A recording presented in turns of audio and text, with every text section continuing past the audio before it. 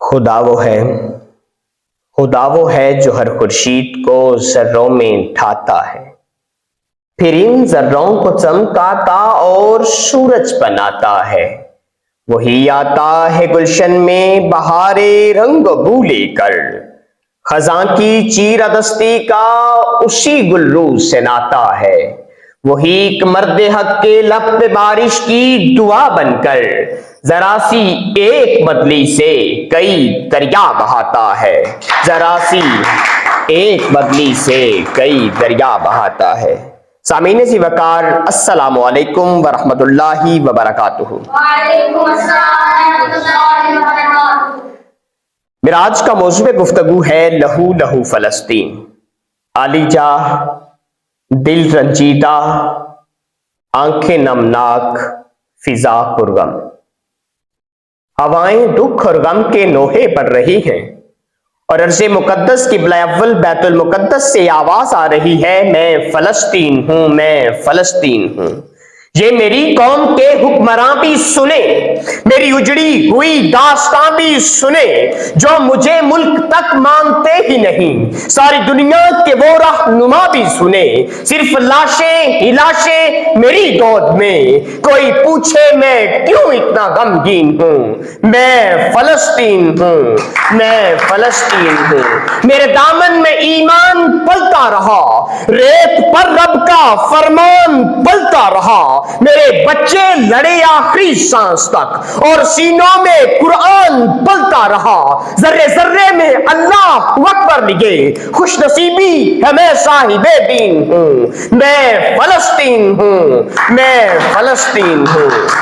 میرے غزہ کے پھول جیسے بچوں، میرے غزہ کے نہتے باسیوں،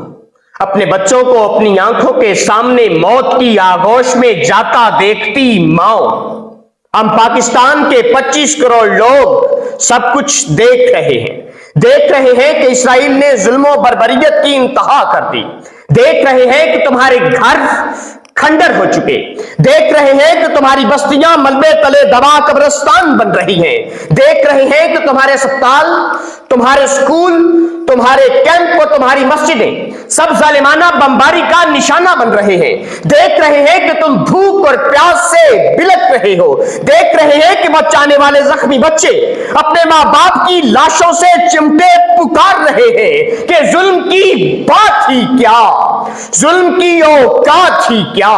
ظلم پھر ظلم ہے آغاز سے انجام تلک، ظلم پھر ظلم ہے، بڑھتا ہے تو مٹ جاتا ہے، خون پھر خون ہے، گرتا ہے تو جم جاتا ہے، خاک صحرا پہ جمے یا کفے قاتل پہ جمے، فرق انصاف پہ یا پائے سلاسل پہ جمے، تیغ داد پہ یا لاشائے بسمل پہ جمے، خون پھر خون ہے، گرتا ہے تو جم جاتا ہے، خون پھر خون ہے، گرتا ہے تو جم جاتا ہے۔ غزہ کے بھائیوں اور بہنوں، ہم تمہاری مدد کرنا چاہتے ہیں،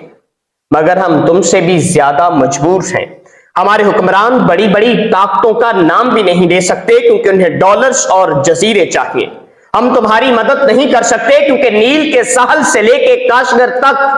دور مسلمان نہیں، راکھ کا ڈھیر ہے، اور ہم بھی اسی ڈھیر کا ایک حصہ ہیں۔ ہم تمہاری مدد نہیں کر سکتے کیونکہ ہمارے حکمران میوزیکل نائٹس، کانسرٹس اور رقص و سرور کی محفلوں میں مصروف ہیں۔ ہم کچھ نہیں کر سکتے، ہم کچھ نہیں کر سکتے، بس اتنی سی التجا ہے کہ روز محشر اللہ کے حضور ہماری شکایت نہ کرنا، اور اگر کرو بھی تو حضور پاک صلی اللہ علیہ وآلہ وسلم کے سامنے نہ کرنا۔ ہم فقط دستے دعا ہی دراز کر سکتے ہیں اس خالق کے سامنے جس نے اپنے گھر کی حفاظت کے لیے ابابیلوں سے ہاتھیوں کے لشکر مروا دیے۔ آئیے آپ اور ہم اپنے رب سے فریاد کریں، اس کے آگے ہاتھ پھیلائیں، اس کی چوکھٹ پر پیشانیاں رگڑے اور پکاریں کہ ابرہا اور اس کے سبھی لشکری